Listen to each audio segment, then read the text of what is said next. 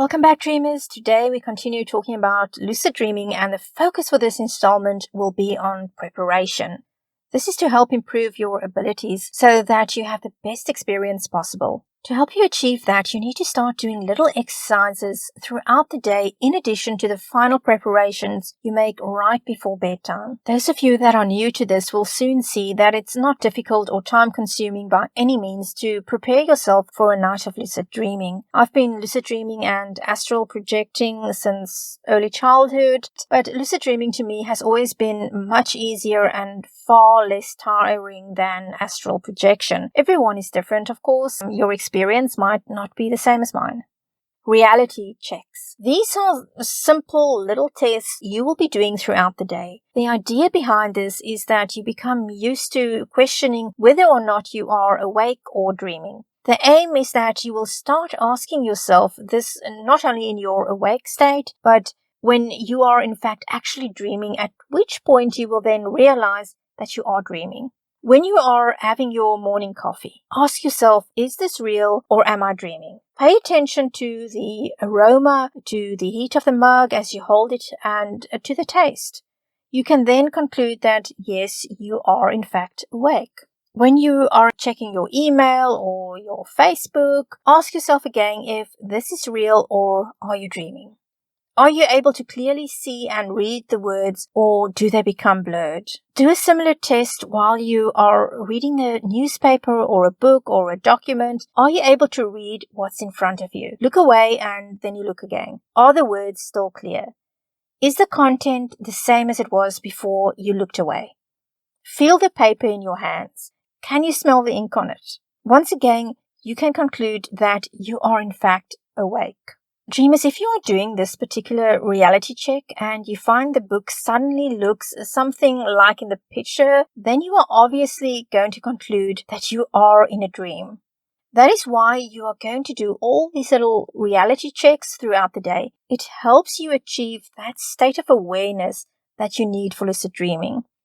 In other words, you are going to start paying closer attention to things while you are dreaming as well. And that is how you are going to become aware that you are dreaming.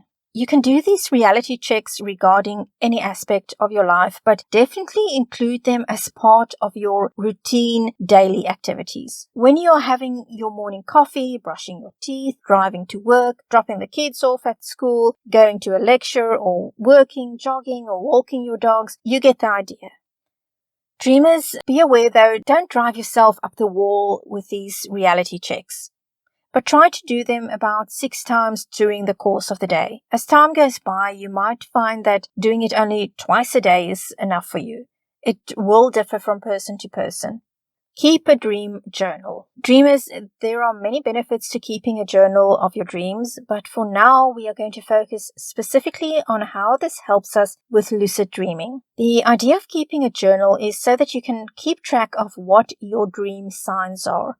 In other words, things that pop up frequently in your dreams. You will then use these to attain awareness when you next find yourself dreaming about them.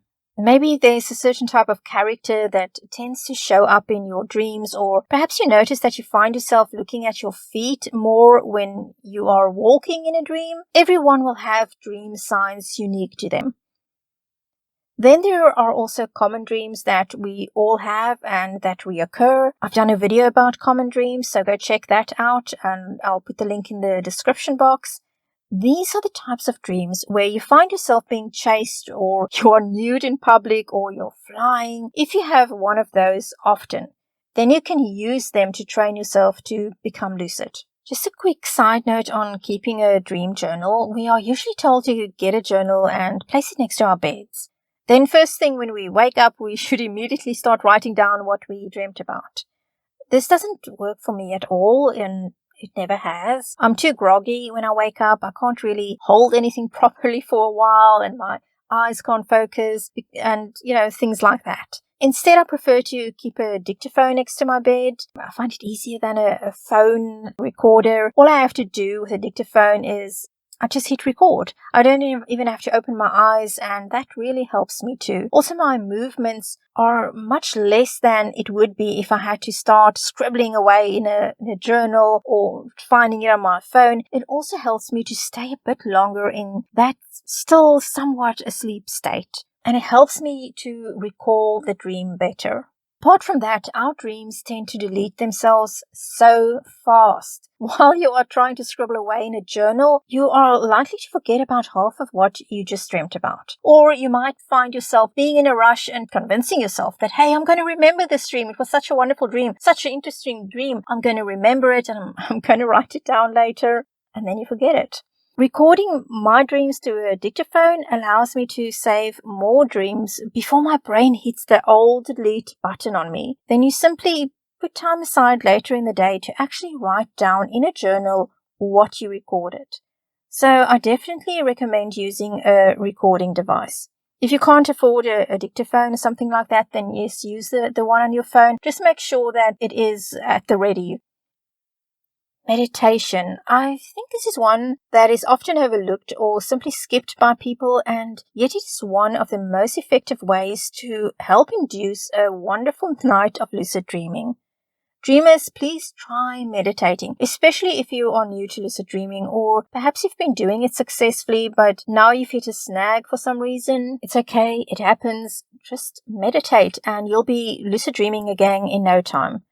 There are, of course, many benefits to meditation. Apart from helping with lucid dreaming and aiding in dream recall, it is an excellent way to help deal with the daily demands of life, to help us center ourselves. I'll be doing a video soon specifically about breathing and meditation to help with lucid dreaming. Please check back for that.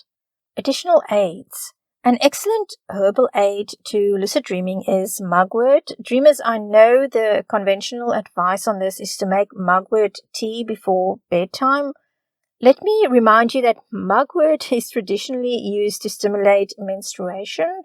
I don't need that in my life. I'm sure you don't either. If you're a female, no lucid dream is worth the pain and discomfort. Also, if you are pregnant or you think you might be, or you are trying to conceive, then you need to skip the mugwort for obvious reasons. Also avoid it if you're breastfeeding. Okay, but moving on from that.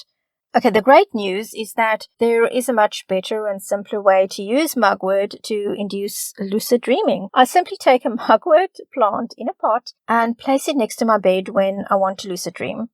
Alternatively, you can take some leaves, put them in a little pouch and place it under your pillow before going to sleep. It really, really, really works, dreamers. You can use dried leaves if you want, but I find fresh leaves work best. When I do this, I can feel that there is a part of my brain that doesn't shut down for the night. There is a part that stays awake. It's the strangest thing that I can feel it even when I'm sleeping and not necessarily even dreaming yet. And if you've had that experience with mugwort, let me know in the comments. And as I said, I like to have a whole plant next to my bed, never mind the leaves. I love having a plant. But don't keep it there if you need a good night's sleep. You need to remove it from the bedroom. Sleep scheduling. Go to bed at your normal time, but set your alarm to wake you up 3 hours earlier than usual. Get up and do something for half an hour before going back to sleep. Some people prefer to stay awake for up to an hour. It is going to depend on which works best for you. We're not all the same. Experiment a bit. The idea is basically that you are going to wake up while you are in REM sleep. And once you fall back asleep, you increase your chances of having a lucid dream.